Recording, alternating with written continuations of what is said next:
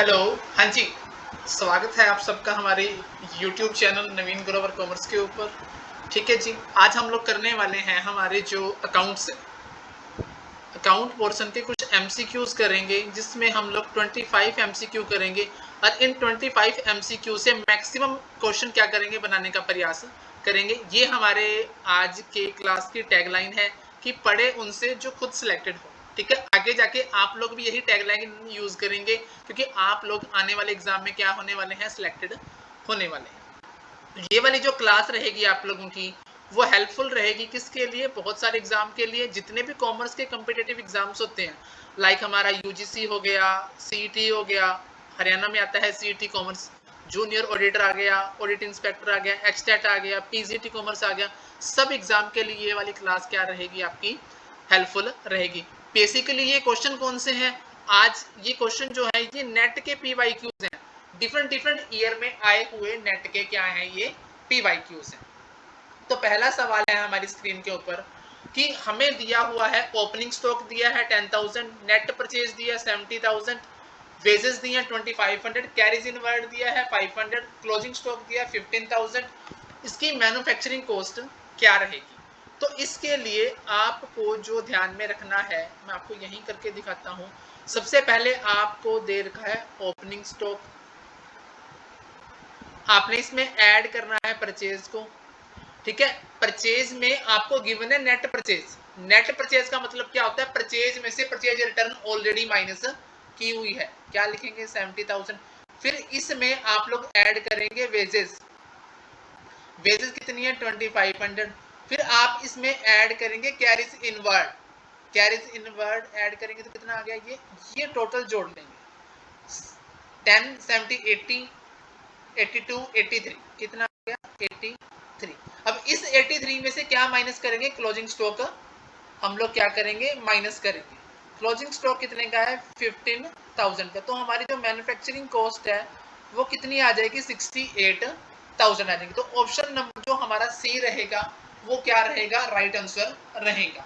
हमें क्या निकालनी थी, मैन्युफैक्चरिंग कॉस्ट। उसके लिए हम लोगों ने क्या किया, opening stock plus purchase plus direct expenses. आपको याद हो हम लोग क्या करते थे, opening stock plus purchase net वाली plus direct expenses minus closing stock करते थे, तो हमारी क्या निकल के आती थी, सीओजीएस निकल के आती थी। तो अब हमारे यहाँ पर क्या निकल के आ रही है, मैन्युफैक्चरिंग कॉस्ट भी ऐसे ही निकलती है। सेकंड हमारा क्वेश्चन है कि फॉलोइंग आइटम दे रखी है आपको, डिबेंचर दे रखी है, prepaid rent, interest accrued, bank overdraft. आपको क्या बताना है, करंट लायबिलिटी बतानी है। क्या बतानी है आपको, करंट लायबिलिटी बतानी है। करंट लायबिलिटी कौन सी होती है, जिसकी पेमेंट आपको विद इन 1 ईयर करनी होती है। जिसकी पेमेंट किस में करनी होती है, विद इन 1 ईयर आपको पेमेंट करनी होती है, उसको हम लोग क्या बोलते हैं, करंट लायबिलिटी बोलते हैं। तो आपके सामने है डिवेंचर, क्या है डिवेंचर, तो लॉन्ग टर्म लायबिलिटी है। प्रीपेड रेंट आपका क्या है, प्रीपेड रेंट आपकी जो रेंट आपने एडवांस पे कर दिया वो आपका प्रीपेड रेंट कहलाता है। ये आपकी किस कैटेगरी में आता है, असेट्स की कैटेगरी में आता है। इंटरेस्ट एक्रूड, इंटरेस्ट एक्रूड भी किस कैटेगरी में आता है, असेट्स की कैटेगरी में आता है। तो जो बैंक ओवरड्राफ्ट है ये आपकी क्या है, करंट लायबिलिटी है। तो जो चौथा नंबर है सिर्फ वही आपकी क्या है, करंट लायबिलिटी है। तो ऑप्शन बी के अंदर ही सिर्फ क्या है, 4 नंबर ऑप्शन है, बैंक ओवरड्राफ्ट क्या कहलाएगा, करंट लायबिलिटी कहलाएगा। अगला सवाल है कि आपने लिस्ट 1 को लिस्ट 2 से मैच करना है। मैंने नीचे ऑप्शन नहीं दिए, ठीक है जी। तो आप लोगों को ABCD को 1 2 3 4 के साथ क्या करना है, मैच करना है। पहला है मेजरमेंट ऑफ इनकम। ठीक है, अब आपकी इनकम को आप मेजर कब करते हो, इनकम को मेजर करते हो जब सेम ईयर की रिवेन्यू और सेम ईयर के खर्चे आपस में मैच ऑन होते हैं, उनका रिजल्ट क्या आता है, आपकी इनकम आती है। तो आपका ए से क्या मैच करेगा, थर्ड मैच करेगा। फिर आता है खर्चों की पहचान। अब आपने रिकॉग्नाइजेशन करनी है खर्चे की, तो आप क्या करेंगे, एक अकाउंटिंग पीरियड के खर्चे लेंगे। किसके लेंगे, एक अकाउंटिंग पीरियड के खर्चे लेंगे। तो आपका 4 नंबर यहाँ पे आ जाएगा। बेसिस ऑफ रियलाइजेशन भी आपका जो भी आपने इनकम वसूल की है उसका बेसिस क्या है, ठीक है, वो रिकॉग्नाइजेशन ऑफ क्या हो जाएगा, रिवेन्यू हो जाएगा। आइडेंटिफिकेशन ऑफ रिवेन्यू जो पहचान है, ठीक है, एक्रूज टू द किसके लिए करते हो आप लोग, इक्विटी के लिए करते हो।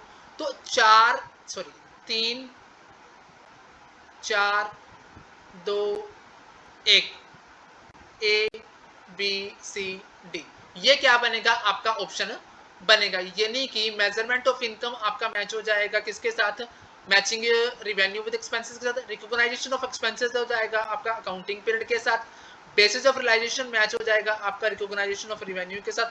आइडेंटिफिकेशन आपका मैच हो जाएगा accrue to the equity of owner के साथ। ठीक है, नेक्स्ट क्वेश्चन है which one is the following statement is true, कौन सी जो स्टेटमेंट है, ठीक है, वो सही है। Capital expenditure doesn't effect the profitability of a concern but revenue expenditure, क्या कहता है कि जो कैपिटल एक्सपेंडिचर है वो हमारी प्रॉफिटेबिलिटी को प्रभावित नहीं करता, रेवेन्यू एक्सपेंडिचर करता है। सेकंड है कैपिटल एक्सपेंडिचर प्रॉफिटेबिलिटी को इंपैक्ट करता है डायरेक्टली बट रेवेन्यू एक्सपेंडिचर नहीं करता। कैपिटल एक्सपेंडिचर इफेक्ट करता है प्रॉफिटेबिलिटी को इनडायरेक्टली एंड रिवेन्यू करता है डायरेक्टली। दोनों कैपिटल एक्सपेंडिचर और रिवेन्यू एक्सपेंडिचर इफेक्ट करते हैं प्रॉफिटेबिलिटी को डायरेक्टली। अब एक सिंपल सी बात देखिए, जो आपका प्रॉफिट है, आपके प्रॉफिट को कम या ज्यादा करने में जो रिवेन्यू एक्सपेंडिचर होता है उसका रोल डायरेक्टली होता है। जब भी आप प्रॉफिट एंड लॉस अकाउंट बनाते हो उसमें जो भी आपका रिवेन्यू खर्चा आप लोग टू साइड लिखते हो, ठीक है, वो आपके प्रॉफिट को डायरेक्टली इंपैक्ट कर रहा है, कम करने में या फिर ज्यादा करने में क्या कर रहा है। अब टू साइड जो भी खर्चा लिखेंगे उससे आपका नेट प्रॉफिट कम होता चला जाएगा। तो वो ऑप्शन एक बार देख लेंगे। तो इसमें क्या कहता है कि कैपिटल एक्सपेंडिचर इंपैक्ट नहीं करता प्रॉफिटेबिलिटी कंसर्न को, परंतु रिवेन्यू करता है, डायरेक्टली करता है इनडायरेक्टली करता है नहीं बताया। कैपिटल एक्सपेंडिचर सेकंड में इफेक्ट करता है प्रॉफिटेबिलिटी को डायरेक्टली, कैपिटल डायरेक्टली नहीं करता, रिवेन्यू डायरेक्टली करता है। कैपिटल एक्सपेंडिचर इफेक्ट करता है प्रॉफिटेबिलिटी को इनडायरेक्टली। अब ये इनडायरेक्टली कैपिटल एक्सपेंडिचर कौन सा होगा, वो एक्सपेंडिचर जो आपने फिक्स सेट्स पर किया है, जिसका बेनिफिट लंबे समय तक मिलता है। अब आपने मान लो कोई फिक्स सेट्स बाय कर ली, अब फिक्स सेट्स बाय कर ली तो इनडायरेक्टली उस पर लगने वाला डेप्रिसिएशन क्या आएगा, पीएल में आएगा। परंतु रिवेन्यू एक्सपेंडिचर जो रोजमर्रा के खर्चे होते हैं वो तो क्या करते हैं, हमारे प्रॉफिट को क्या करते हैं, डायरेक्टली इंपैक्ट करते हैं। तो ऑप्शन सी हमारा क्या हो जाएगा, राइट आंसर हो जाएगा। नेक्स्ट में लिखा है कि दोनों कैपिटल और रिवेन्यू डायरेक्टली इंपैक्ट करते हैं, दोनों डायरेक्टली इंपैक्ट नहीं करते। क्वेश्चन नंबर 5 क्या कहता है कि आपने आइडेंटिफाई करना है कि इनमें से कौन सी स्टेटमेंट सही है। कहता है balance sheet is always prepared from the point of view of the business but not from that of the owner. आपको अगर ये लाइन पढ़ के कुछ याद आता हो तो वो होता है business entity concept. Business entity concept यही तो कहता है कि भैया आपको जो बुक्स ऑफ अकाउंट्स प्रिपेयर करने हैं वो बिजनेस के पॉइंट ऑफ व्यू से करने हैं, ओनर के पॉइंट ऑफ व्यू से नहीं करने। तो ये वाला हमारा जो लाइन है ये क्या है, सही है। सेकेंड है financial relationship of the business to its owner is shown in the balance sheet. आपको ये भी बिजनेस एंटिटी कंसेप्ट कहता है दूसरे वाला, कि जो बिजनेस और ओनर का जो रिश्ता है, ठीक है, वो भी किसके थ्रू दिखाया जाता है, वो कहाँ दिखाया जाता है, बैलेंस शीट में दिखाया जाता है। क्योंकि जो बिजनेस का ओनर होता है वो क्या करता है, बिजनेस में कैपिटल क्या करता है, कंट्रीब्यूट करता है। कैपिटल कंट्रीब्यूशन करने के कारण, बिजनेस एंटिटी कंसेप्ट के कारण वो आदमी बिजनेस के लिए लायबिलिटी माना जाता है। तो उसको कहाँ ट्रीटमेंट दी जाती है, बैलेंस शीट में दी जाती है। ये भी सही है। Balance sheet is always related to period of time. भैया ये पीरियड ऑफ टाइम नहीं बनती, ये पॉइंट ऑफ टाइम पे बनती है। ये क्या बनती है, पॉइंट ऑफ टाइम पर बनाई जाती है। आपकी जो बैलेंस शीट है वो पॉइंट ऑफ टाइम पे बनाई जाती है, किस पे नहीं बनाई जाती, पीरियड ऑफ टाइम पे नहीं बनाई जाती। तो ऑप्शन थर्ड क्या है, गलत है। तो हमारा जो ऑप्शन ए है 1 और 2 क्या है, हमारा राइट आंसर बनता है। अब देखो बिजनेस एंटिटी कंसेप्ट है, ठीक है, बिजनेस एंटिटी कंसेप्ट क्या कहता है कि आपका जो ओनर है वो बिजनेस के लिए क्या है, क्रेडिटर है। आपके मालिक ने जो बिजनेस में पैसा कंट्रीब्यूट किया, ठीक है, मालिक के लिए तो वो क्या है, कैपिटल है, परंतु बिजनेस के लिए क्या है, वो लायबिलिटी है। इसी वजह से ओनर को क्रेडिटर समझा जाता है। किस कंसेप्ट की वजह से, बिजनेस एंटिटी कंसेप्ट की वजह से। नेक्स्ट आता है कि भैया विंडो ड्रेसिंग प्रोहिबिटेड है, मनाही है। क्यों मनाही है आपको बता, कंजर्वेटिव कन्वेंशन की वजह से, डिस्क्लोजर की वजह से, मटेरियलिटी की वजह से, एरियर ऑफ बुक्स अकाउंट्स की वजह से। देखो एरियर ऑफ बुक्स अकाउंट्स तो किसी प्रकार का कोई हमारा ऑप्शन नहीं होता, ठीक है। अब कन्वेंशन, कंजर्वेटिज्म कन्वेंशन क्या कहती है? सबसे पहले तो इसका दूसरा नाम आप लोगों ने ध्यान रखना है, प्रूडेंस कंसेप्ट, ठीक है जी। प्रूडेंस कंसेप्ट क्या कहता है कि भैया आने वाले लॉसेस के लिए तो आपने क्या करना है, इंतजाम कर लेने हैं, परंतु आने वाले किसी भी प्रकार के संभावित प्रॉफिट के लिए कोई इंतजाम आपने नहीं करना, ठीक है जी। तो दूसरा कहता है कि कन्वेंशन ऑफ डिस्क्लोजर। डिस्क्लोजर क्या कहता है कि आपने ऑल आइटम्स वेदर रेलिवेंट और नॉट रेलिवेंट सारी शो करनी है। मटेरियलिटी क्या कहती है कि भैया ओनली रेलिवेंट आइटम्स को आपने डिस्क्लोज करना है, ओनली रेलिवेंट आइटम को डिस्क्लोज करना है। तो विंडो ड्रेसिंग क्या होती है? सबसे पहले तो भैया विंडो ड्रेसिंग होती है कि जब आप क्या करते हो, अपने अकाउंटिंग सिस्टम को, बैलेंस शीट को बढ़ा चढ़ाकर दिखाते हो, उसको आप लोग कहते हैं विंडो ड्रेसिंग। अब उस बढ़ा चढ़ाकर दिखाने को कौन प्रतिबंधित करता है? वो करता है कन्वेंशन ऑफ डिस्क्लोजर प्रतिबंधित करता है। क्या करता है? कन्वेंशन ऑफ डिस्क्लोजर क्या करता है? प्रतिबंधित करता है। नेक्स्ट है रिसिप्ट एंड पेमेंट अकाउंट कौन बनाता है? देखो receipt and payment account, income and expenditure account, ये दोनों अकाउंट कौन बनाते हैं? Non trading concern. कौन बनाता है? नॉन ट्रेडिंग कंसर्न, जिसको आप लोग नॉन प्रॉफिट ऑर्गेनाइजेशन, एनपीओ के नाम से भी जानते हैं। किस नाम से जानते हैं? नॉन प्रॉफिट ऑर्गेनाइजेशन, एनपीओ के नाम से भी जानते हैं। नेक्स्ट क्वेश्चन आता है कि आपने सीक्वेंस बतानी है, करेक्ट सीक्वेंस बतानी है, ठीक है, फाइनेंशियल अकाउंटिंग प्रिपरेशन की। करेक्ट सीक्वेंस बताने के लिए सबसे पहले मैं आपको बताता हूं अकाउंटिंग साइकिल।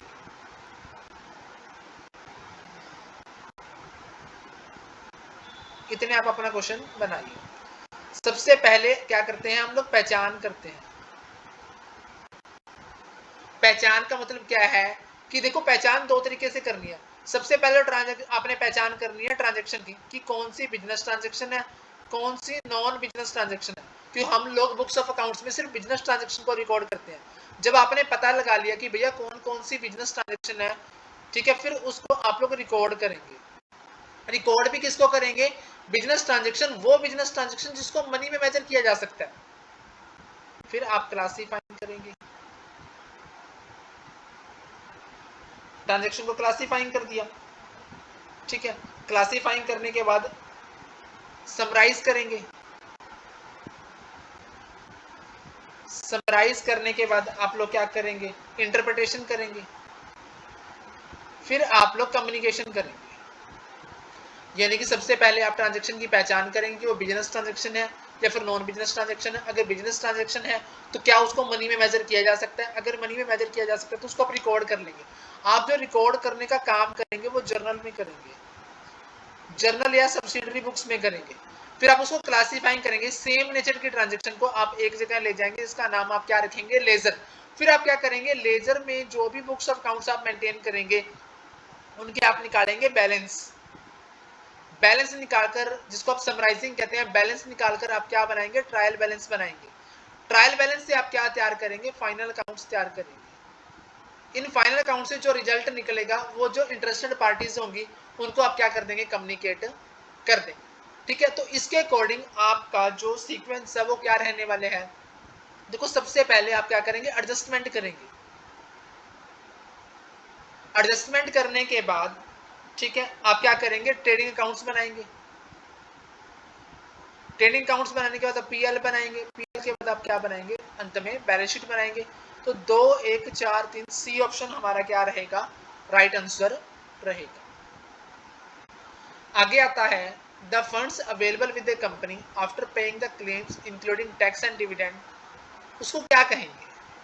ठीक है, देखो आपको भी पता है कि अंत में जो आप लोग कमाते हो वो आपका प्रॉफिट होता है।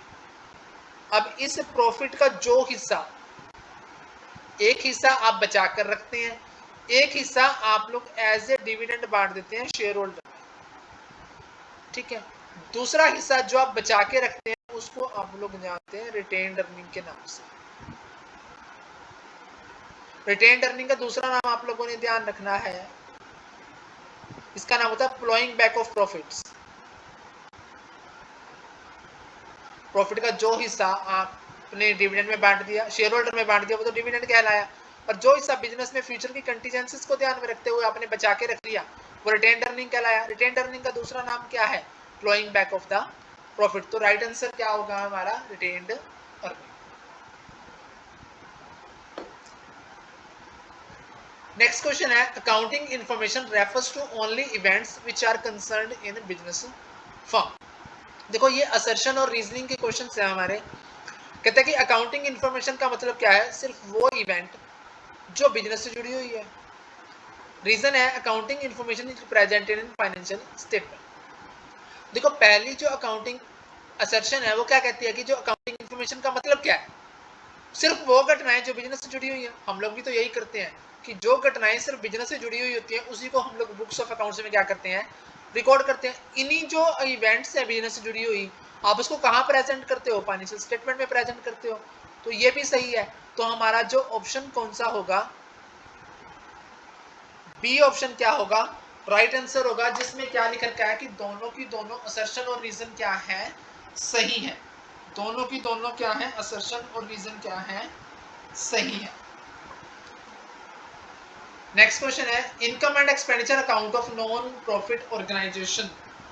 जो इनकम नेचर पूछ रहा है यहाँ पर, ये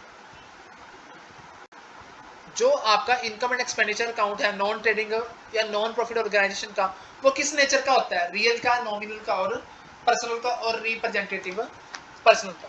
जो आपका इनकम एंड एक्सपेंडिचर अकाउंट होता है वो same as profit and loss account की तरह होता है, ठीक है। तो प्रॉफिट एंड लॉस अकाउंट की नेचर कैसी होती है? नॉमिनल होती है, ठीक है। जो रियल अकाउंट होता है वो रिसिप्ट एंड पेमेंट अकाउंट, यानी कि रिसिप्ट एंड पेमेंट अकाउंट की नेचर कौन सी होती है? रियल होती है। और income and expenditure and profit and loss account की नेचर कौन सी होती है? नॉमिनल होती है, ठीक है। पर्सनल अकाउंट किस पर अप्लाई होता है? पर्सनल अकाउंट तीन टाइप का होता है, ठीक है। एक हमारा नेचुरल पर्सनल, एक हमारा आर्टिफिशियल, तीसरा हमारा होता है रिप्रेजेंटेटिव। जो हमारा नेचुरल पर्सनल होता है वो नेचुरल ह्यूमन बीइंग्स जुड़ा होता है, जैसे Ram Shah. Artificial natural account में कौन कौन से आते हैं? आर्टिफिशियल पर्सनल में आते हैं हमारे जो हमारे कंपनीज के अकाउंट हैं, बैंक अकाउंट हैं, ठीक है जी। और रिप्रेजेंटेटिव में आते हैं जितने भी हमारे प्रीपेड हैं, आउटस्टैंडिंग है, अनअर्न्ड है, रिसीव्ड इन एडवांस है, ये सारे किस में आते हैं? रिप्रेजेंटेटिव में आते हैं, ठीक है। एक चीज ध्यान रखनी है आपने, मैं कहूं कि सैलरी, तो इसकी नेचर तो नॉमिनल है, परंतु मैं लिख दूं आउटस्टैंडिंग सैलरी तो इसकी बन जाएगी रिप्रेजेंटेटिव पर्सनल अकाउंट। ये आप लोगों को ध्यान में रखना। नेक्स्ट है, insurance expenses paid to bring an equipment from the place of purchase to the place of installation is a type of, कि आपने कोई इक्विपमेंट खरीदा, वहां पर आपने उसका बीमा करवाया और उस बीमे करवाया, ठीक है, जहां खरीदा वहीं करवाया, इंस्टॉलेशन के टाइम पे, प्लेस ऑफ इंस्टॉलेशन के टाइम पे आपने बीमा करवा दिया। ये एक चीज आप लोगों ने ध्यान रखनी है कि इसमें खर्चा बताना है, रिवेन्यू है, कैपिटल है, डेफर्ड है या फिर ऑपरेटिंग है, ठीक है। आप सभी को भी पता है कि रिवेन्यू एक्सपेंडिचर वो एक्सपेंडिचर होते हैं जिसका बेनिफिट आपको विद इन 1 ईयर मिलता है, ठीक है। और कैपिटल एक्सपेंडिचर वो होते हैं जिनका लॉन्ग टर्म के लिए बेनिफिट मिलता है, मोर देन 1 ईयर बेनिफिट मिलता है, ठीक है। डेफर्ड रिवेन्यू एक्सपेंडिचर वो रिवेन्यू एक्सपेंडिचर होते हैं जिसका बेनिफिट 1 साल से ज्यादा 3 से 5 साल तक आपको क्या मिलता है? बेनिफिट मिलता है। डेफर्ड रिवेन्यू एक्सपेंडिचर वो एक्सपेंडिचर होते हैं जैसे हैवी एडवर्टाइजमेंट पे खर्चा कर दिया, ठीक है, वो खर्चे डेफर्ड रिवेन्यू एक्सपेंडिचर कहलाते हैं। कैपिटल एक्सपेंडिचर वो एक्सपेंडिचर होते हैं जिसका बेनिफिट लॉन्ग टर्म तक मिलता है। आपको एक चीज ध्यान रखनी है कि कोई भी एसेट्स आपने खरीदी, खरीदने से लेकर उसके पुट टू यूज तक, असेट्स को पुट टू यूज तक के जितने भी खर्चे होते हैं, ready to put to use, sorry, ready to put to use, यानी कि उसको यूज करने से तैयार कर लिया आपने, यूज करने के लिए तैयार कर लिया। यूज करो चाहे ना करो, यूज करने के लिए तैयार हो गई मशीन, उसके वहां तक के सारे खर्चे किस कैटेगरी में आएंगे? वो कैपिटल एक्सपेंडिचर कैटेगरी में आएंगे। तो आपने बीमा करवाया है खरीदने के स्थान पर, असेट्स के यूज करने से पहले के खर्चे हैं, वो खर्चे कैपिटल एक्सपेंडिचर कहलाते हैं। ठीक है, एक चीज आपको और ध्यान रखनी है, ऐसे खर्चे जो आपकी अर्निंग कैपेसिटी बढ़ा दें, ऐसे खर्चे जो आपकी अर्निंग कैपेसिटी बढ़ा दें या फिर आपकी वर्किंग कैपिटल के खर्चे को कम कर दें, ऐसे खर्चे जो अर्निंग कैपेसिटी बढ़ा दें और वर्किंग कैपिटल के खर्चे या ऑपरेटिंग खर्चों को कम कर दें, वो खर्चे भी आपके कैपिटल एक्सपेंडिचर कहलाएंगे। वो खर्चे भी क्या कहलाएंगे? कैपिटल एक्सपेंडिचर कहलाएंगे। अब जो अर्निंग कैपेसिटी बढ़ाएगा खर्चा, वो तो कैपिटल एक्सपेंडिचर है, परंतु जो उस अर्निंग कैपेसिटी को मेंटेन रखेगा, जो उस अर्निंग कैपेसिटी को मेंटेन रखेगा, वो खर्चा कौन सा होगा? वो रिवेन्यू एक्सपेंडिचर कहलाएगा।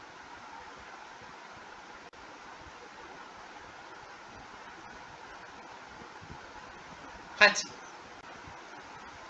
Question number 30, earning ability of the firm, conservation, cash profit, cash and accrual, इधर लिस्ट 2 में basis of accounting, PV ratio, ये आपके सवाल है। ठीक है जी, अब लिस्ट 1 को लिस्ट 2 से मैच करना है। देखो, earning ability of the firm है जो, वो बताएगा फर्म का पीवी रेशियो। कंजर्वेशन क्या है? कंजर्वेशन किससे मैच होगा? प्रूडेंस से मैच होगा। किसका दूसरा नाम है कंजर्वेटिज्म? प्रूडेंस का दूसरा नाम है। कैश प्रॉफिट कौन बताएगा? कैश फ्लो स्टेटमेंट बताएगी। कैश और अक्रूवल क्या है? बेसिस ऑफ अकाउंटिंग है।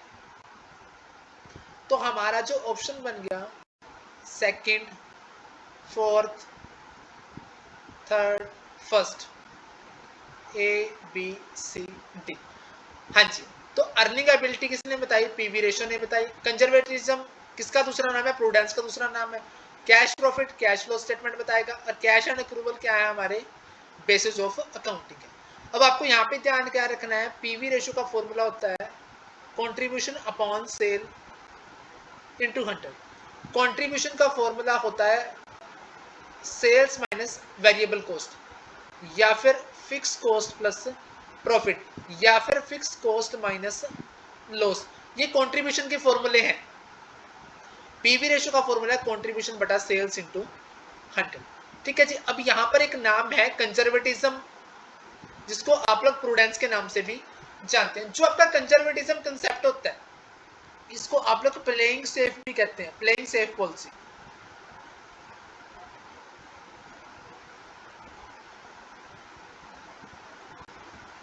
इसको प्लेइंग सेफ पॉलिसी भी कहते हैं। ठीक है, ये क्या कहता है कि आपने लॉसेस की व्यवस्था तो कर लेनी है, आने वाले लॉसेस की व्यवस्था तो कर लेनी है, परंतु प्रॉफिट के लिए कोई ध्यान नहीं देना। तो आपको एक चीज ध्यान हो, आप सभी ने पार्टनरशिप का कंसेप्ट पढ़ा है। पार्टनरशिप में एक होती है हमारी जेएलपी, ज्वाइंट लाइफ पॉलिसी। ठीक है जी, उसको आप लोग क्या दिखाते हो? सरेंडर वैल्यू पे दिखाते हो।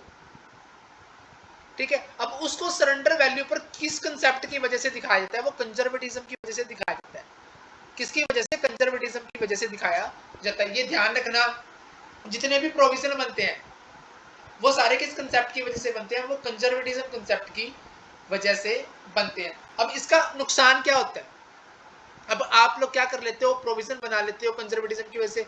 इससे आपसे पेपर में पूछा जाएगा कि असेट्स के ऊपर क्या फर्क पड़ता है? भैया अंडर स्टेटमेंट हो जाती है। असेट्स क्या हो जाती है? अंडर स्टेटेड हो जाती है, क्योंकि आप प्रोविजन बना देते हो, असेट्स में से वो वैल्यू कम हो जाती है, जिससे असेट्स क्या हो जाती है? अंडर स्टेटेड हो जाती है। अगला सवाल है, इन प्रैक्टिसेस अकाउंटेंट कंसीडर करता है revenue from sale if a transaction meets the following condition.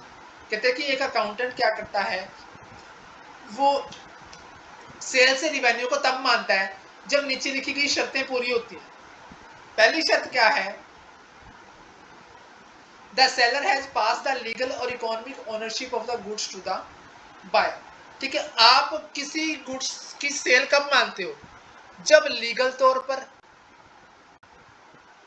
या फिर इकोनॉमिक तौर पर, या तो उसने पैसे आपको पे कर दिए या फिर ओनरशिप जो है ट्रांसफर हो चुकी है, तब आप उसको सेल मान लेते हो।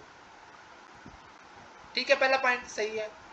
Seller and the buyer have agreed to the price of the goods, दोनों उस प्राइस पर राजी हो गए हैं, ये बात भी सही है। बायर ने पैसे भी पे कर दिए और उसने निश्चित कर दिया, या फिर उसने कह दिया कि भैया मैं पे कर दूंगा। कहने का मतलब क्या है कि आपके बीच में एग्रीमेंट हो गया, या तो उसने पैसे दे दिए या एग्रीमेंट हो गया। कहने का मतलब क्या है कि सामने वाले की लीगल जिम्मेवारी क्रिएट होगी कि वो आपको पैसे देगा, आपका लीगल राइट क्रिएट हो गया कि भैया आप पैसे लेने के क्या हो, हकदार हो। उसी को तो आप लोग क्या कहते हैं, रिवेन्यू फ्रॉम सेल कहते हैं। तो सारे के सारे ऑप्शन क्या है, सही है। All of the above option क्या रहेगा, सही आंसर। नेक्स्ट है, which of the following item is not appropriation. ठीक है जी, एक होता है चार्ज, एक होता है एप्रोप्रिएशन। जो भी आइटम आपके नेट प्रॉफिट को कम करने के लिए जिम्मेवार है, जो भी आइटम आपके नेट प्रॉफिट को कम करने के लिए जिम्मेवार है और प्रॉफिट एंड लॉस अकाउंट में दिखाई जाती है, वो चार्ज अगेंस्ट प्रॉफिट कहलाता है।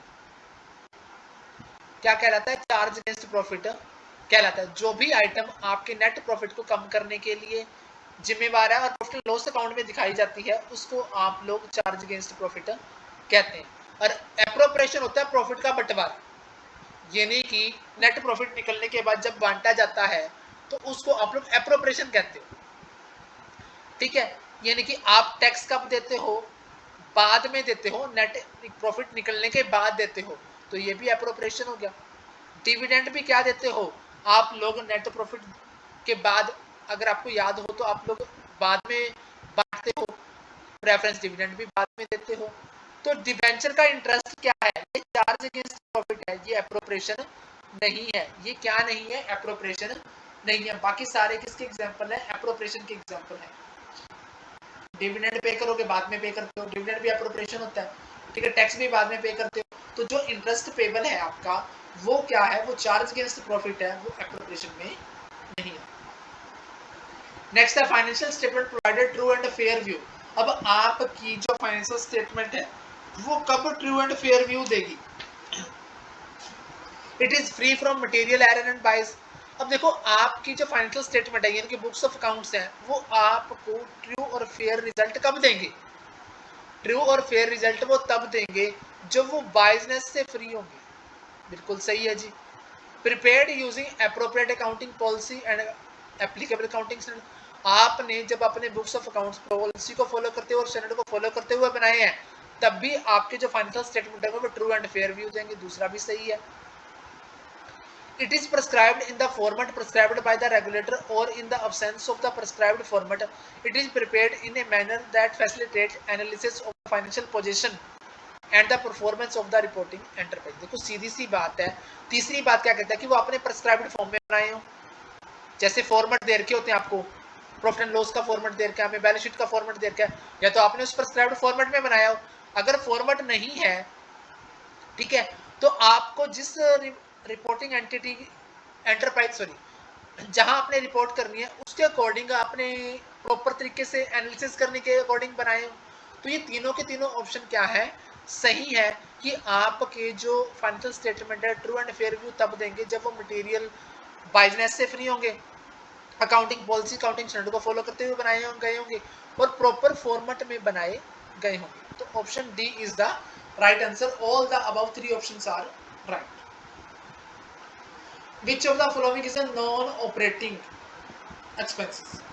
कौन सा नॉन ऑपरेटिंग एक्सपेंसेस है? ऑपरेटिंग एक्सपेंसेस वो एक्सपेंसेस होते हैं जो बिजनेस के रोजमर्रा के खर्चे होते हैं, और नॉन ऑपरेटिंग कौन सी होती है जो बिजनेस के रोजमर्रा के खर्चों में नहीं आते। सैलरी आप लोगों की रोजमर्रा का यानी कि डेली रूटीन का या फिर बिजनेस का रेगुलर खर्चा माना जाता है। डेप्रिसिएशन भी रेगुलर में आता है, एडवर्टाइजमेंट की भी बिजनेस का रेगुलर खर्चा माना जाता है। परंतु जो इंटरेस्ट लोन है ये आपका नॉन ऑपरेटिंग में माना जाता है, क्योंकि ये बोर्ड फंड पर लिया गया इंटरेस्ट ऑन लोन होता है। इसको हम लोग रेगुलर खर्चों में या फिर ऑपरेटिंग एक्सपेंसेस में काउंट नहीं करते। Which of the following is true regarding the prudence concept. अब आपको सबसे पहले तो प्रूडेंस कंसेप्ट का दूसरा नाम ध्यान में रखना। हाँ जी, प्रूडेंस कंसेप्ट का दूसरा नाम क्या है? कंजर्वेटिज्म है।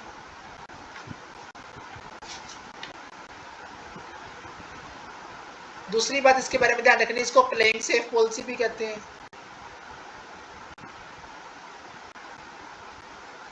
तीसरी बात ये क्या कहता है कि टेकिंग केयर ऑफ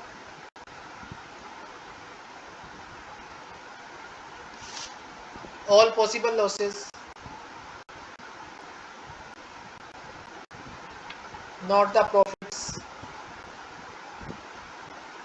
ठीक है, जितने भी प्रोविजन बनते हैं वो सारे इसी कंसेप्ट की वजह से बनते हैं। पांचवा मैंने बताया कि जब आप लोग सरेंडर वैल्यू पर दिखाते हो कोई चीज, जीएलपी वगैरह, वो भी इस कंसेप्ट की वजह से बनती है। तो इस कंसेप्ट के बारे में कौन सी बात सही है कि आपने फ्यूचर लॉसेस के बारे में ध्यान रखना है, बिल्कुल ध्यान में रखना है जी। आपने फ्यूचर लॉसेस के बारे में ध्यान में रखना है, ये बात बिल्कुल सही है। फ्यूचर प्रॉफिट को आपने ध्यान नहीं रखना, बैड डेट को ध्यान में, प्रोविजन को ध्यान में रखना है, बैड डेट को थोड़ी ध्यान में रख सकते हो, इंटरेस्ट ऑन लोन को हम लोग ध्यान में नहीं रख सकते। तो फ्यूचर लॉसेस को ध्यान में रखना ही क्या है? ट्रू है। किसके बारे में? प्रूडेंस प्रिंसिपल ऑफ अकाउंटिंग के बारे में। नेक्स्ट है सब्सिक्वेंट एक्सपेंडिचर दैट एक्सटेंड, शब्द ध्यान रखने हैं, जो बढ़ा देता है। क्या बढ़ा देता है? यूजफुल लाइफ बढ़ा देता है, quality of A product improve कर देता है, ऑपरेटिंग कॉस्ट कम कर देता है। किसकी? एग्जिस्टिंग असेट्स की। भैया ऊपर बता के आया था मैं कि जो आपकी अर्निंग कैपेसिटी बढ़ा दे, ऐसा खर्चा जो अर्निंग कैपेसिटी बढ़ा दे, यूजफुल लाइफ बढ़ा दे, ऑपरेटिंग एक्सपेंसेस कम कर दे, ऐसा खर्चा कौन सा होता है? वो कैपिटल एक्सपेंडिचर होता है। कौन सा होता है? कैपिटल एक्सपेंडिचर होता है। ठीक है जी। अब कैपिटल एक्सपेंडिचर में क्या क्या आ सकता है? आपने कोई लैंड मशीनरी यानी कि फिक्स एसेट्स बाय करी है, ठीक है जी, वो आपका कैपिटल एक्सपेंडिचर में आएगा। कोई आपने लीज होल्ड लैंड ली है, वो भी कैपिटल एक्सपेंडिचर में आएगा। प्रीलिमिनरी एक्सपेंसेस भी आपके कैपिटल एक्सपेंडिचर में आएंगे। आपने कोई गुडविल परचेज किया है, वो भी कैपिटल एक्सपेंडिचर में आएगा। ठीक है। एक चीज और आपको शब्द ध्यान में आता है, cost of overhauling, cost of overhauling second hand machine. कोई सेकेंड हैंड मशीन को ओवरहोल करवाने के जो खर्चे हैं आपने जब परचेज की है, ठीक है, तो वो भी क्या कहलाएगी आपकी? वो भी कौन से खर्चे कहलाएंगे आपके? कैपिटल एक्सपेंडिचर कहलाएगा। ठीक है जी, वो भी क्या कहलाएगा? वो भी कैपिटल एक्सपेंडिचर कहलाएगा। ठीक है जी। एक चीज और आप लोगों को ध्यान रखने हैं, जितने भी खर्चे असेट्स को ready to put to use है, ready to put to use, वो सारे खर्चे कैपिटल एक्सपेंडिचर समझे जाएंगे। ठीक है जी। अब आपको एक चीज ध्यान हो कि जब हम लोग डेफर्ड रिवेन्यू एक्सपेंडिचर थे, डेफर्ड रिवेन्यू एक्सपेंडिचर के बारे में अगर आपको ध्यान हो, ठीक है, जिसमें इसमें हम लोग लेते हैं हैवी एडवर्टाइजमेंट एक्सपेंसेस को लेते हैं। ठीक है, इसको जैसे फॉर एग्जांपल इसके 50,000 रुपए खर्च हुए, बेनिफिट मिलेगा 5 साल तक, तो आप लोग क्या करते थे? हर साल 10,000 रुपए क्या करते थे? चार्ज करते थे। कहां से चार्ज करते थे?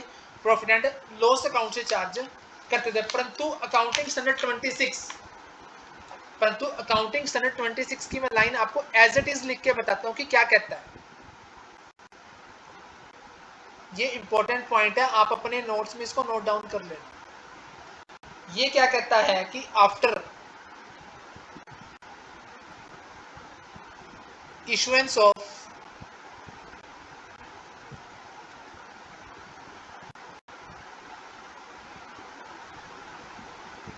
of accounting standard 26, the expenditure which are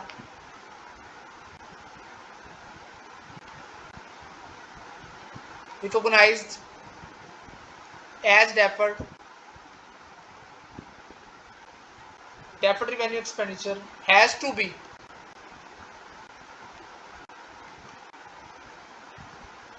treated as simple revenue expenditure।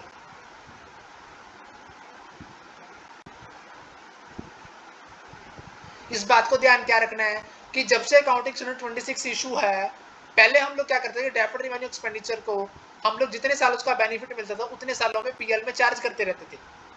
तो जब से अकाउंटिंग स्टैंडर्ड 26 इशू हुआ है, वो क्या कहता है कि वो डेफर्ड रिवेन्यू एक्सपेंडिचर, ठीक है, अब क्या माने जाएंगे, सिंपल रिवेन्यू एक्सपेंडिचर माने जाएंगे। अगर ये सिंपल रिवेन्यू एक्सपेंडिचर मान लिए, सिंपल रिवेन्यू एक्सपेंडिचर मान लिए, तो फिर उसके बाद यहां लिखेंगे आप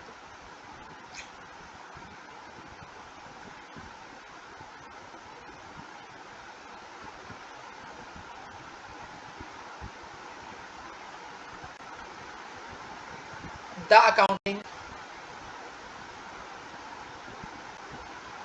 accounting standard as specifically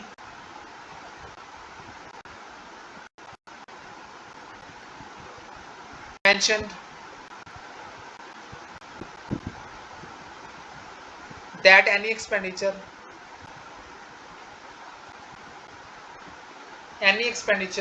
for research,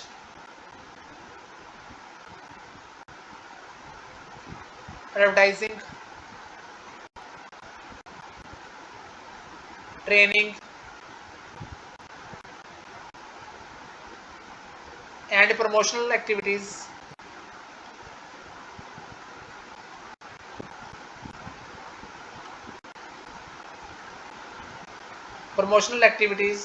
should be recognized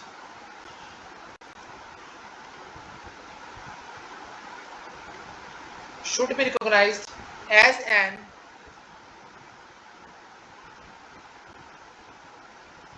expenses of the accounting period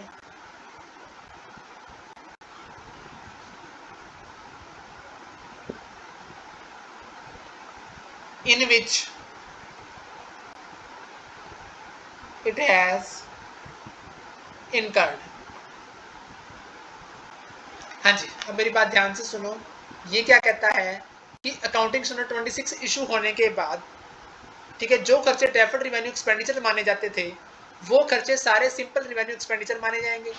दूसरी बात, वो कौन कौन से खर्चे हो सकते हैं, कहता है अगर अकाउंटिंग स्टैंडर्ड कहता है कि कोई खर्चा रिसर्च पर, एडवर्टाइजिंग पर, ट्रेनिंग पर, प्रमोशनल एक्टिविटीज पर किया गया है, तो वो खर्चा ऑफ द अकाउंटिंग उसी साल का खर्चा माना जाएगा जिस साल वो किया गया होगा। यानी कि यहाँ पर क्या हुआ कि जो 50,000 आपने इस साल खर्च किए, उस आपके 50 के 50 इसी साल आपको क्या करने पड़ेंगे, राइट ऑफ करने पड़ेंगे। पहले आप उसका बेनिफिट बांट लेते थे जितने सालों में वो होता था। ये इंपॉर्टेंट पॉइंट है, आप सभी लोगों ने ध्यान में रखना। हाँ जी, क्वेश्चन नंबर 20 क्या कहता है, increasing the value of closing inventory increasing the profit. Reason क्या कहता है, increasing the value of closing inventory reduces the cost of goods sold. बताओ भाई, देखो जी,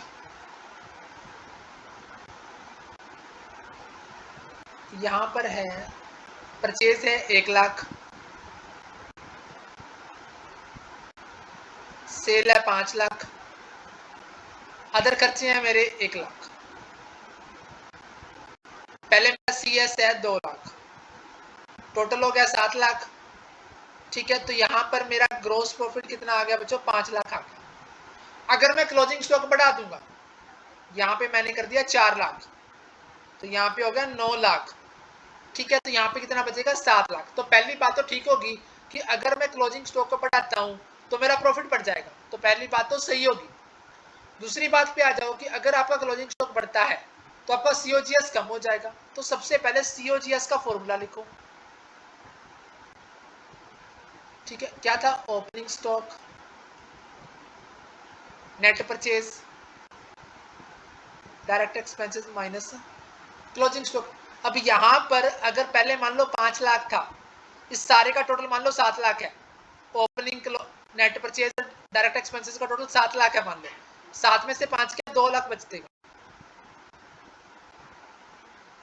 ठीक है, मान लो इसको मैं 6 लाख कर दूं, तो इससे 1 लाख बचेगा। दूसरी बात भी सही होगी कि अगर आपका क्लोजिंग स्टॉक बढ़ता है तो आपका कॉस्ट ऑफ गुड्स सोल्ड कम हो जाएगा। तो दोनों बातें क्या हैं, सही है, तो हमारा ऑप्शन ए क्या हो जाएगा, राइट आंसर हो जाएगा कि both assertion and reason are क्या है, करेक्ट। अगला आता है कि अकाउंटिंग इन्फॉर्मेशन दिया कंपनी की, टोटल असेट्स, टर्नओवर दिया 3 टाइम, नेट प्रॉफिट मार्जिन 10% दिया, टोटल असेट्स 1 लाख दी है, नेट प्रॉफिट निकालना है। हाँ जी, क्या निकालना है आपको, नेट प्रॉफिट निकालना है। ठीक है जी, लगाइए दिमाग कितने।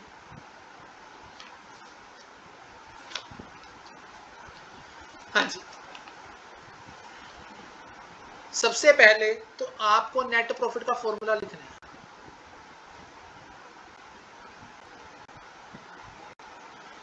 वो हो जाएगा टोटल असेट्स टर्नओवर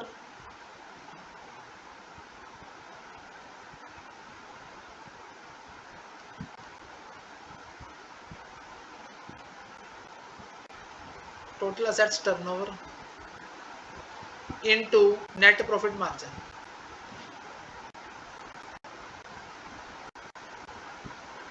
हाँ जी, टोटल असेट्स टर्नओवर 3 टाइम, तो 30% आपका क्या हो गया, नेट प्रॉफिट हो गया, किसका, टोटल असेट्स का। टोटल असेट्स आपको कितनी दे रखी है, 1 लाख, उसका मैं 30% करूं तो मेरा आंसर कितना आएगा, 30,000 मेरा नेट प्रॉफिट आ जाएगा। तो ऑप्शन डी क्या हो जाएगा, हमारा राइट आंसर हो जाएगा। अगला सवाल है, स्टॉक टर्नओवर रेशियो दे रखी है, एवरेज स्टॉक दे रखा है, सेलिंग प्राइस दे रखा है 25% अबव द कॉस्ट। देखो, सबसे पहले आपको फॉर्मूला लिखना है, स्टॉक टर्नओवर रेशियो का फॉर्मूला होता है COGS, cost of good sold upon average stock.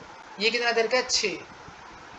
COGS आपके पास है नहीं, ये है 8,000, तो COGS मतलब कॉस्ट आ गई आपकी 48,000 आ गई। अब आपका जो सेलिंग प्राइस है वो क्या है, 25% है किसके ऊपर, कॉस्ट का। 25% का मतलब होता है 1/4, तो आपका जो 48,000 है इसका 1/4 कर दो, या फिर इसका क्या कर दो, 25% कर दो, कितना आ गया, 12,000 आ गया। अब आपसे पूछा क्या है, ग्रोस प्रॉफिट पूछा है, तो आपका ग्रोस प्रॉफिट कितना आ गया, 12,000। यहाँ पर आपसे सेल्स भी पूछ सकता था, सेल्स पूछता तो आप लोग क्या करते, COGS में प्रॉफिट जोड़ देते, तो आपकी सेल्स कितनी आती, 60,000 रुपए क्या आ जाती है, आपकी सेल आ जाती। अब यहाँ पर एक कंसेप्ट आपको मैं बताने वाला हूँ कि आपका देखो, जो प्रॉफिट है या तो वो ऑन कॉस्ट होगा या वो ऑन सेल्स होगा।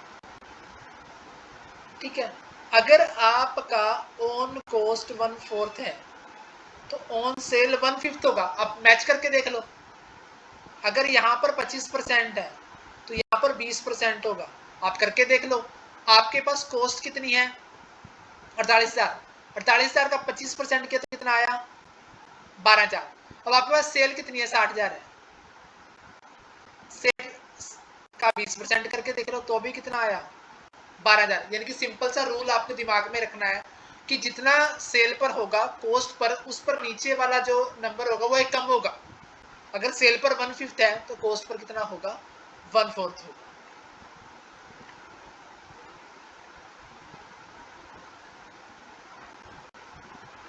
हाँ जी, what is the underlying concept that support the immediate recognization of the estimated loss. कहता है कि नीचे लिखे कंसेप्ट में से कौन सा कंसेप्ट क्या कहता है कि भैया आपने लॉसेस को तुरंत क्या करना है, रिकॉग्नाइज करनी है, पहचान करनी है। भैया ऐसा तो एक ही कहता है कि लॉसेस की व्यवस्था तो कर लो, प्रॉफिट के बारे में कोई ध्यान आप लोगों को देने की जरूरत नहीं है। भी कितना प्रॉफिट फ्यूचर में होगा कितना नहीं होगा ये हम लोग प्रेडिक्ट नहीं कर सकते। इसके बारे में तो एक ही जानकारी देता है, वो देता है प्रूडेंस कंसेप्ट, जिसका नाम दूसरा नाम है कंजर्वेटिज्म। तो हमारा राइट आंसर क्या हो गया, डी। अब एक होता है सब्सटेंस ओवर फॉर्म, एक होता है कंसिस्टेंसी, एक होता है मैचिंग। जो आपका कंसिस्टेंसी कंसेप्ट क्या कहता है कि भैया आपको ईयर टू ईयर, ठीक है, same accounting method, same accounting policy अपनानी है, तभी आप कंसिस्टेंट कहलाओगे, तभी आप क्या पॉसिबल हो पाएगी, कंपैरिजन पॉसिबल हो पाएगी। ठीक है, तो कंसिस्टेंसी कंसेप्ट क्या कहता है कि ईयर टू ईयर आपने same accounting concept, policies, principle क्या करने हैं, अपनाने हैं, तभी क्या हो पाएगी, कंपैरिजन पॉसिबल हो पाएगी। मैचिंग कंसेप्ट क्या कहता है कि भैया आपको उसी ईयर के खर्चे लेने हैं और उसी ईयर के क्या लेने हैं, रिवेन्यू लेने हैं, ठीक है जी, तभी आपकी क्या पाएगी, सही फाइनेंशियल पोजीशन पता लग पाएगी। अब आपका मैचिंग कंसेप्ट क्या कहता है कि सेम ईयर के खर्चे लेने हैं, इसी वजह से आप लोग आउटस्टैंडिंग एक्सपेंसेस जो इस साल के चुकाने बाकी होते हैं आप लोग जोड़ देते हो, और जो आपने एडवांस में पे कर दिए प्रीपेड खर्चे थे वो आप लोग माइनस कर देते हो क्योंकि वो अगले साल के होते हैं। सब्सटेंस ओवर फॉर्म क्या कहता है कि भैया आपने इंपॉर्टेंस देनी है रियलिटी को,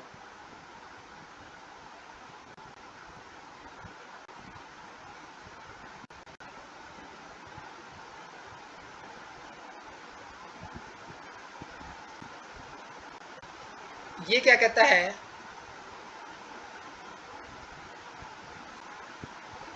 जो इंपॉर्टेंस है वो रियलिटी को देनी है देन लीगलिटी। भाई prudence substance over form concept क्या कहता है कि आपने जो इंपॉर्टेंस देनी है वो रियलिटी को देनी है लीगल के तौर पर, लीगल की कंपैरिजन में। अब एक इसका एग्जांपल है हायर परचेज। आप सभी को पता है कि हम लोग हायर परचेज में असेट्स किस्तों पर खरीदते हैं, इंस्टॉलमेंट पर लेते हैं, और जब तक आखिरी इंस्टॉलमेंट पे नहीं करते तब तक हम लोग मालिक नहीं बनते। अब आपको भी पता है कि जब तक हम लोग मालिक नहीं बनते तो हम लोग उसको बुक्स ऑफ अकाउंट्स में नहीं दिखा सकते एज पर रूल, परंतु फिर भी हम लोग रियलिटी को ध्यान में रखते हुए क्या करते हैं, उस असेट्स को अपनी बुक्स ऑफ अकाउंट्स में दिखाते हैं, जबकि उस असेट्स को बुक्स ऑफ अकाउंट में किसको दिखाना चाहिए था, सेलर को दिखाना चाहिए था, परंतु फिर भी हम लोग दिखाते हैं। हम लोग मालिक कब बनेंगे, हम लोग तो मालिक तब बनेंगे ना जब सारी किस्तें पूरी हो जाएंगी। परंतु सब्सटेंस ओवर फॉर्म कंसेप्ट क्या कहता है कि भैया आपने इंपॉर्टेंस रियलिटी को देनी है देन लीगलिटी। लीगली तौर पर तो ओनर कौन है, सेलर ही है, हम ओनर कब बनेंगे, जब सारी किस्तें पे कर देंगे, परंतु रियलिटी तौर पर असेट्स किसके पास है, हमारे पास है, यूज कौन कर रहा है, हम लोग यूज कर रहे हैं। हाँ जी, कहता है make sufficient provision for future losses, के लिए प्रोविजन बना लो, फ्यूचर प्रॉफिट को एंटिसिपेट नहीं करना, ऐसा अभी आपको बताया है मैंने। कौन सा कंसेप्ट क्या कहता है, कंजर्वेटिज्म कंसेप्ट कहता है। हाँ जी, यहाँ पर एक ऑब्जेक्टिविटी कंसेप्ट है। ऑब्जेक्टिविटी कंसेप्ट का मतलब है कि आपकी जो बुक्स ऑफ अकाउंट्स है फ्री फ्रॉम बाइज होनी चाहिए। अब ये फ्री फ्रॉम बाइज कब होंगे, जब इसके बैकबोन में आपके पास सपोर्टिंग डॉक्यूमेंट होंगे, एविडेंस होंगे। उस एविडेंस को आप क्या कहते हो, वाउचर कहते हो। सपोर्टिंग डॉक्यूमेंट होंगे, क्या होंगे, वाउचर होंगे, तभी वो चीज क्या हो पाएगी, ऑब्जेक्टिव हो पाएगी। इसी आधार पर आप लोग एक और कंसेप्ट को जानते हो जिसको आप लोग कंसेप्ट के नाम से जानते हैं। मटेरियलिटी कंसेप्ट क्या कहती है कि भैया आपने सिर्फ मटेरियल चीजों को रिकॉर्ड करना है, ठीक है, जो चीज बिजनेस के लिए इरेलीवेंट है, इमटेरियल है, उसको रिकॉर्ड नहीं करना। अब जैसे ये के कंसेप्ट क्या कहता है कि आप क्या कर दो, राउंड ऑफ कर दो, ठीक है, पैसे को रुपीज में राउंड ऑफ कर दो, मटेरियलिटी कंसेप्ट क्या कहता है, ठीक है। और उसके बाद जैसे एक एग्जांपल और आता होता है कि आपने कैलकुलेटर खरीदा, कैलकुलेटर का बेनिफिट तो आपको 90 से तक मिलेगा, तो इसको आप लोगों को क्या ट्रीट करना चाहिए, असेट्स ट्रीट करनी चाहिए, परंतु आप इसको असेट्स ना मानते हो, उसको रिवेन्यू एक्सपेंडिचर मानकर प्रॉफिट एंड लॉस में डाल देते हो, क्योंकि इस पर पैसा थोड़ा बहुत लगा है और आप इसकी डेली रूटीन की यूज की चीज है। लास्ट क्वेश्चन है हमारा आज का, कहता है किस ऑर्डर में आप लोग असेट्स को शो करते हो, ठीक है, किस ऑर्डर में करते हो। सबसे पहले तो ऑर्डर का नाम बताना, ठीक है, देखो सबसे पहले तो ऑर्डर का नाम हम लोग बताएंगे भैया, ऑर्डर का नाम ऑर्डर ऑफ परमानेंस,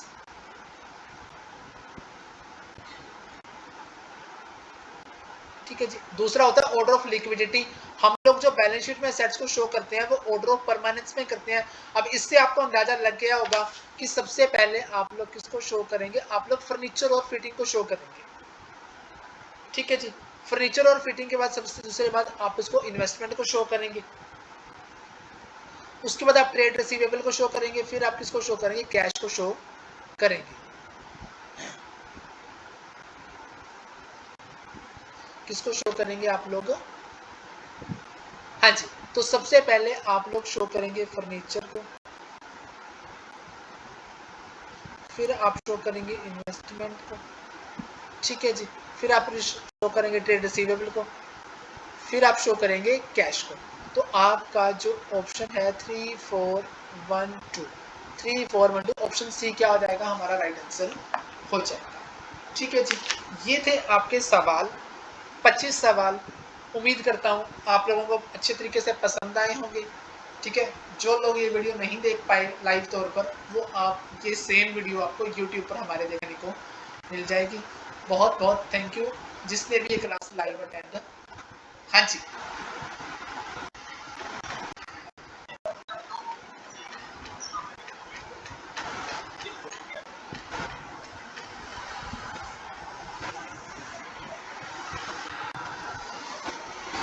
कोई गल नहीं, आप अगली क्लास में डिस्कस करांगे।